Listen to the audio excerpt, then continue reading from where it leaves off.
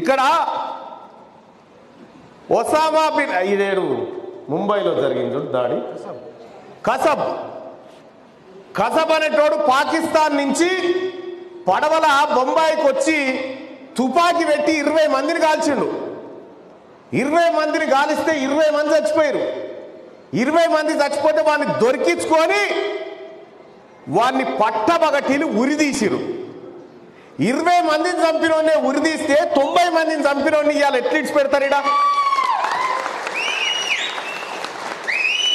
అవునా కాదా?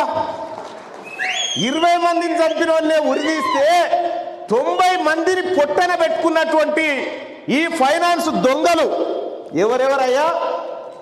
నాగం బుచ్చిరెడ్డి, నాగం కరుణాకర్ రెడ్డి, జానకిరామ్ రెడ్డి, ధనుంజయ్, బాలేశ్వర్, సాయిబాబా.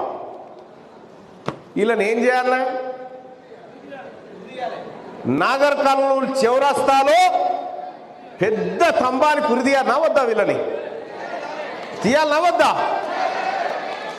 మరి 20 మందిని పొట్టన పెట్టుకున్న కసబ్గానే ఉరిదీస్తే 90 మందిని చంపినటువంటి వీళ్ళు 90 మంది చచ్చిపోయిరన్న వార్త కూడా ప్రపంచానికి తెలవకుండా దాచిపెట్టినటువంటి మీడియా వాళ్ళు, అసలు మీది సమస్యనే కాదు, మీరు పోయి చెప్పుకుందామనంటే ఇనటోడు లేకుండా మా ఇంటికి ఎందుకు వచ్చిరని తిట్టే ఎమ్మెల్యేలు, ఎంపీలు, మంత్రులు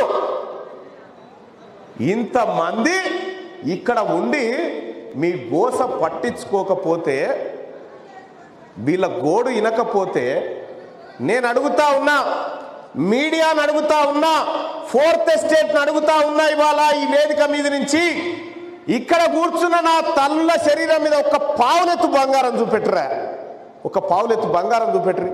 వాళ్ళ డొక్కలు ఎండిపోయినాయా? వాళ్ళ డొక్కలు ఎండిపోయినాయి, వాళ్ళ కన్ను లోపలికి పోయినాయా?